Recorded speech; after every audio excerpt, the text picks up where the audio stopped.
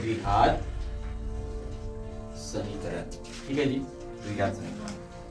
द्विघात समीकरण का एक्सरसाइज 1 जो है, एक्सरसाइज यानी 4.1, ठीक है, इसमें हम लोग सीखे गुणनखंड विधि यानी कि फैक्टराइजेशन के द्वारा x का मान निकालना। ठीक है, कोई दिक्कत इसमें? गुणनखंड विधि द्वारा किसका मान निकालना सीखे? x का मान निकालना सीखे, है ना। तो जो द्विघात समीकरण होता है वो किस तरह का होता है? ax square plus bx plus c is equal to 0, इसी रूप का होता है ना। तो इस रूप का जब होता है, इससे हम लोग x का मान निकालना सीख चुके हैं। इसका पहला मेथड जो था उसको बोलते हैं गुणनखंड, बोलिए, गुणनखंड विधि। ठीक है, गुणनखंड विधि। दूसरा मेथड जो अभी सीखने वाले हैं उसका नाम क्या है जी? उसका नाम है द्विघाती सूत्र। क्या नाम है? द्विघाती सूत्र। ठीक है ना। और एक मेथड और है, ठीक है, इसको बोलते हैं पूर्ण वर्ग विधि। क्या बोलते हैं? पूर्ण वर्ग विधि। ठीक है, तो अभी हम लोग जो सीखेंगे वो है द्विघाती सूत्र। ठीक है, तो द्विघाती सूत्र क्या होता है, ठीक है, इसके बारे में जरा सा समझिए।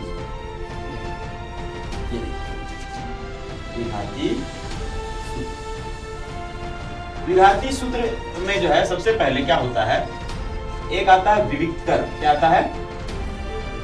विविक्तर। ठीक है, विविक्तर को डी बोलते हैं। क्या बोलते हैं? डी द्वारा उसको सूचित किया जाता है, जिसका फार्मूला होता है minus B plus minus, sorry, जिसका फार्मूला होता है B square minus 4ac, B square minus 4ac। अच्छा, ये विविक्तर क्यों निकाला जाता है? ध्यान से समझेंगे, है ना। विविक्तर इसलिए निकाला जाता है ताकि ये जो द्विघात समीकरण है, इससे मूल जब ज्ञात करेंगे, दो मूल निकलता है ना, इससे जब मूल ज्ञात करेंगे तो उस मूल की प्रकृति को ये बतलाएगा विविक्तर, कि ये मूल आगे निकलेगा या नहीं निकलेगा, है ना। तो इसमें क्या होता है, एक तो होता है कि d अगर बराबर हो जाए 0 के, यानी कि इस d को हल करेंगे और यहाँ इसका मान क्या आ जाए 0, तो इसका बोलता है अगर बराबर हो जाए तो वास्तविक और समान मूल होंगे। क्या होंगे? वास्तविक और समान मूल, वास्तविक और समान मूल होंगे। ठीक है, अगर d आपका बड़ा हो जाए 0 से, है ना, तो इसके वास्तविक और असमान मूल होंगे, वास्तविक और असमान मूल। ठीक है ना, असमान मूल। इसका मतलब क्या हुआ? इसका मतलब समझिए। ठीक है, यानी इसमें जो है मूल निकलेगा, x का मान निकलेगा, वास्तविक मतलब x का मान निकलेगा और वो समान होगा, यानी कि दो मान निकलते हैं, दोनों क्या होंगे? एक समान, एक जैसे होंगे। ठीक है ना। और अगर d बड़ा हो जाए, d जो अभी निकालेंगे, अगर ये बड़ा हो जाए, d बड़ा हो जाए, तो क्या होगा? वास्तविक और असमान मूल होगा। वास्तविक और असमान मूल का मतलब है x का मान निकलेगा लेकिन दो मान निकलेगा और दोनों अलग अलग होगा, असमान होगा। ठीक है, अगर यही चीज क्या हो जाए, d छोटा हो जाए, d क्या हो जाए? छोटा हो जाए। किस चीज से? 0 से। तो इसके कोई वास्तविक मूल नहीं होंगे, कोई वास्तविक मूल क्या होंगे? नहीं होंगे। इतनी बात समझ में आ गई। ये विविक्तर निकालने का सिर्फ एक ही मकसद है कि इससे पता चल जाएगा कि जो आगे द्विघात समीकरण को हल करने वाले हैं वो द्विघात समीकरण के मूल निकलेंगे या नहीं निकलेंगे। मूल निकलने का मतलब क्या है? आंसर, है ना। तो मूल निकलेंगे या नहीं निकलेंगे उसका जांच के लिए विविक्तर को जो है पहले विविक्तर निकाला जाता है और विविक्तर से पता चल जाता है कि मूल कब नहीं निकलेंगे या निकलेंगे तो कैसे होंगे। तो बतलाइए कब मूल नहीं निकलेगा, यानी आंसर नहीं आएगा उसका, जब डी क्या होगा? छोटा होगा 0 से। ठीक है, हाँ। और अगर डी बड़ा हो जाए 0 से तो उसका वास्तविक मूल निकलेगा, है ना। और वास्तविक मूल निकलने के साथ साथ वो मूल क्या होंगे? असमान होंगे। क्या होंगे? असमान होंगे। ठीक है जी, चलिए इतनी बात समझ में आ गई। और तीसरा है कि अगर d बराबर 0 हो जाए, यानी जो d निकाले अगर वो 0 हो जाए तो उसके क्या हो जाएंगे? वास्तविक भी मूल होंगे और समान मूल होंगे, यानी एक समान, दोनों मूल क्या होगा? एक जैसा होगा। ठीक है, तो इस तरह से विविक्तर निकाला जाता है। अब विविक्तर निकाल लेने के बाद में मूल निकालने के लिए द्विघाती सूत्र का प्रयोग किया जाता है, जिसमें से x का मान निकलता है। किसका मान निकलता है? x। इसके लिए सूत्र का प्रयोग करते हैं minus B plus minus under root D. अब d कौन है? तो यही है जो यहाँ पर विविक्तर निकालेंगे, वही d है ना। तो minus B plus minus under root d by 2a। क्या है? Minus B plus minus under root d by 2a। इससे x का मान निकलेगा। ठीक है ना। और ये x का मान बोलिए कै तरह से निकल सकता है? x का मान 3 तरह से निकल सकता है। अगर d बराबर 0 हो जाए, है ना, तो x का मान निकलेगा कितना? 2 मान निकलेगा और दोनों कैसा होगा? समान होगा। अगर x का मान, x यानी d का मान बड़ा हो जाए 0 से, तो x के 2 मान निकलेंगे लेकिन दोनों मान असमान होंगे। ठीक है ना, दोनों अलग अलग आंसर आएगा। और तीसरा, अगर d छोटा हो जाए तो ऐसा कंडीशन में इस x का कोई भी मान नहीं निकलेगा। समझ में आई बात? इतना दूर तक स्पष्ट है?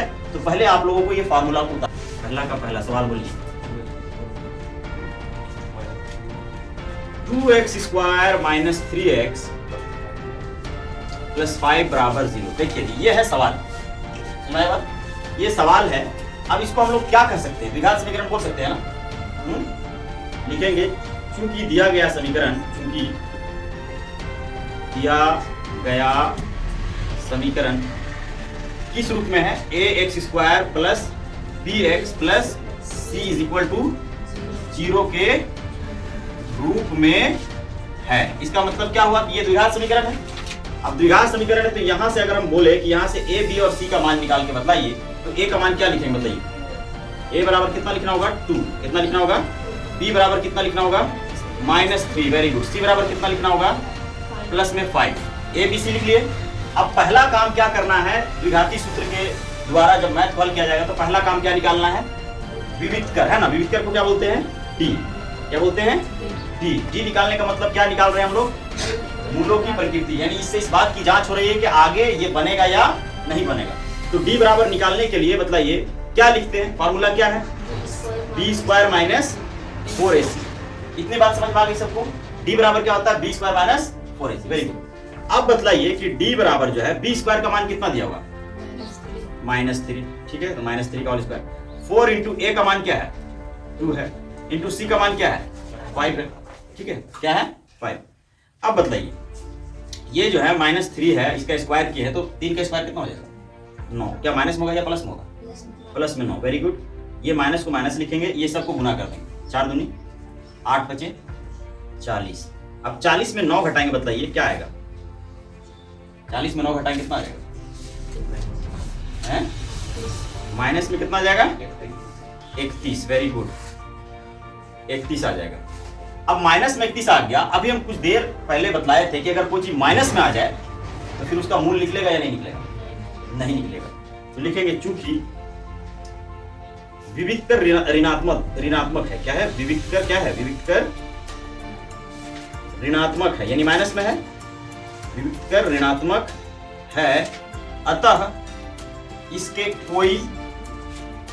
कोई वास्तविक मूल नहीं होंगे। इसके कोई क्या नहीं होंगे? वास्तविक मूल नहीं होंगे। इसका मतलब आप लोग समझे? वास्तविक मूल नहीं होंगे का मतलब कि इसका आंसर आगे नहीं आएगा, यानी x का फार्मूला अब इसमें आगे नहीं लिख सकते। इसका मूल निकलेगा ही नहीं, क्योंकि किस में आ गया? ये माइनस में आ गया। अभी आपको दूसरा क्वेश्चन देख के बताते हैं। ठीक है, तो आप लोग जान चुके हैं कि द्विघाती सूत्र के जरिए जो मैथ बनाएंगे, है ना, उसमें सबसे पहले क्या निकाला जाएगा? बोलिए, विविक्तर। क्या निकाला जाएगा? विविक्तर यानी कि d, जिसका फार्मूला क्या हो गया? b square minus 4ac। ठीक है, इससे जांच हो जाएगा कि आगे मूल जो निकलेगा वो किस तरह का होगा, है ना। वास्तविक और समान मूल होंगे, या वास्तविक और असमान मूल होंगे, या इसके कोई मूल नहीं निकलेगा। जब ये आप जांच कर लेंगे तब फिर आगे आपको बढ़ना होगा, जिसमें x का फार्मूला लिखना होगा, जिसे बोलते हैं -b plus minus √b by 2a।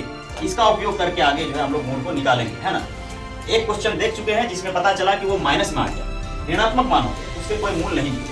आप उसी तरह से क्वेश्चन नंबर 1 का दूसरा क्वेश्चन देखने वाले हैं। क्वेश्चन क्या है? जल्दी से बोलिए फटाफट। 3x square minus 4√3x plus 4 बराबर 0। देखिए ये आपका दूसरा सवाल है। तो पहला काम क्या करने वाले हैं? विविक्तर निकालेंगे। विविक्तर निकालने के लिए सबसे पहले लिखेंगे दिया गया समीकरण ax square plus bx plus c is equal to 0 के रूप में है, या रूप का है। ठीक है, तो इस रूप का है, इसका मतलब है कि यहाँ a का मान कितना है? बताइए, 3 है। ठीक है, b का मान कितना है जी? माइनस में 4√3 है। ये बात समझ में आ गई। एंड c का मान कितना है भाई? 4 है। ठीक है, गुड। तो सबसे पहला काम क्या करते हैं? जांच करते हैं। किसके जरिए? विविक्तर के जरिए जांच करते हैं। ठीक है, विविक्तर के जरिए क्या करते हैं? जांच करते हैं।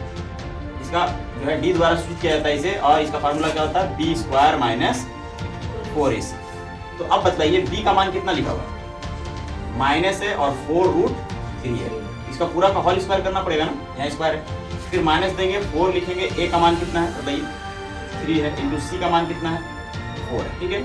अब जब हम लोग इसको हल करेंगे तो ये माइनस क्या हो जाएगा, प्लस हो जाएगा, 4 का स्क्वायर करेंगे कितना हो जाएगा 16 गुड इंटू यहाँ √3 जो है स्क्वायर से कटेगा तो क्या हो जाएगा 3, इतना समझ में आई बात। हाँ 4 किया 12, 12 चौके बोलो 48। अब ये 16 किया भी कितना होता है 48, तो 48 माइनस 48 इज इक्वल टू क्या हो गया 0, मान क्या आ गया 0 आ गया है ना। तो मूल की प्रकृति कैसी होगी भाई, प्रकृति कैसी होगी मूल की बताइए, वास्तविक और समान, ठीक है ना, वास्तविक तथा समान, वास्तविक तथा क्या हो गया समान। अब वास्तविक समान हो गया इसका मतलब है कि मूल निकलने वाला है ना। तो अब मूल निकालने के लिए हम लोग क्या निकालेंगे, क्या चीज लिखेंगे बताइए, x का फॉर्मूला लिखेंगे, x बराबर क्या अभी लिखे थे, क्या लिखा हुआ minus B plus minus under root d by 2a। तो x का जो मान निकलेगा वो, यानी x का जो मान का मतलब वो मूल है ना, x का जो मूल निकलेगा वो कितने होंगे 2 होंगे। अब दोनों किस तरह के होंगे समान होंगे, देखते हैं कैसे, ठीक है। तो x बराबर माइनस को माइनस लिखिए और b का मान कितना लिखा हुआ है माइनस में 4, हाँ माइनस में 4 रूट, ठीक है जी, ये b का मान लिख दिए, फिर क्या लिखेंगे plus minus under root d, d का मान कितना आया बताइए, ये डी कितना आया 0 आया, ठीक है गुड। बट्टा में क्या लिखते हैं 2 इंटू ए का मान कितना है, ए का मान कितना है 3, ठीक है गुड।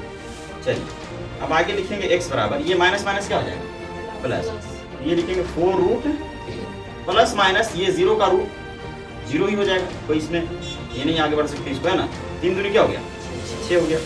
कुल मिलाकर के अगर इसको लिखना पड़ जाए तो क्या लिखना पड़ेगा 4√3/6, इसको काटेंगे कितना कर सकता है 2 दूनी 2 किया, यानी x का मान जो आया वो क्या आ गया 2√3/3 ये आ गया है ना। तो इसी को हम लोग 2 बार लिख देंगे, अतः इसके 2 मूल, ठीक है, अतः इसके 2 मूल कौन कौन से हो जाएंगे भाई 2√3/3 है ना, तथा ठीक यही हो जाएगा 2√3/3 है, समझ गए बात। तो इसके 2 मूल कौन कौन से हो गए 2√3/3 और फिर से 2√3/। तो आपको ये बात समझ में आ गई कि अगर किसी भी तरह का ये द्विघात समीकरण दिया हो तो पहला काम करेंगे कि विविक्तर को निकालेंगे, विविक्तर निकालने के बाद उससे मूल की प्रकृति पता चल जाएगी और फिर मूल निकालने के लिए x का प्रयोग करेंगे, x का प्रयोग करते हुए इस तरह से मान रखते जाएंगे, खुद ही जो है उसके 2 मूल, ठीक है जी।